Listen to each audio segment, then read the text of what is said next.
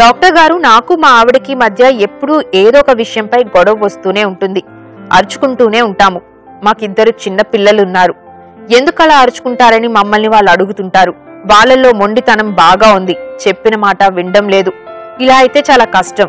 వాళ్ళు మాలాగా తయారవకుండా ఉండాలంటే ఏం చేయాలి? ఎక్కడైనా దూరంగా రెసిడెన్షియల్ స్కూల్లో పడేస్తే సరిపోతుందా? మాకు తగిన సలహా ఇవ్వండి అంటున్నారు.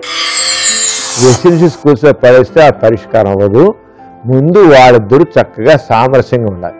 తల్లిదండ్రులిద్దరూ చక్కగా సామరస్యంగా మంచిగా ఉన్నట్టే వీళ్ళలో ఉన్న ఎడమెంట్ నేచరు అవి కూడా నిదానంగా తగ్గిపోతాయి. చిన్నప్పుడు పిల్లల్లో కాస్త ఉంటుంది, మొండితనం మొంగుతనం ఉంటుంది, న్యాచురల్. అవన్నీ ఎప్పుడైతే పెద్దవాళ్ళు పేరెంట్స్ ప్రేమగా చూస్తూ ప్రేమగా మాట్లాడుతూ ప్రేమగా వాళ్ళకి అన్నీ చెప్తూ ఉంటే నిదానంగా వాళ్ళ మనసు. చిన్నపిల్లల్లో మొండితనం మంకుతనం అనేది న్యాచురల్ ఇన్స్టింక్ట్. ఆ న్యాచురల్ ఇన్స్టింక్ట్ నిదానం పోతాయి, ఉండవు.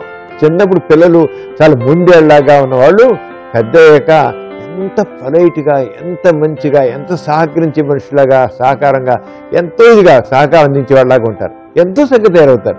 అంచేత చిన్నప్పుడున్న బుద్ధిని సాయంత్రం పెడతాయి, చిన్నప్పుడు నుండి పెద్ద ఉంటాయి. చిన్నప్పుడు బుద్ధిని ఎప్పుడు వచ్చి అయిపోతాయని అనవసరం, అలాగే ఆలోచన అవసరం లేదు. చిన్న పిల్లప్పుడు ఏ రంగా ఉన్నప్పుడు కూడా చక్కగా తయారవుతారు, చక్కగా ఉంటారు.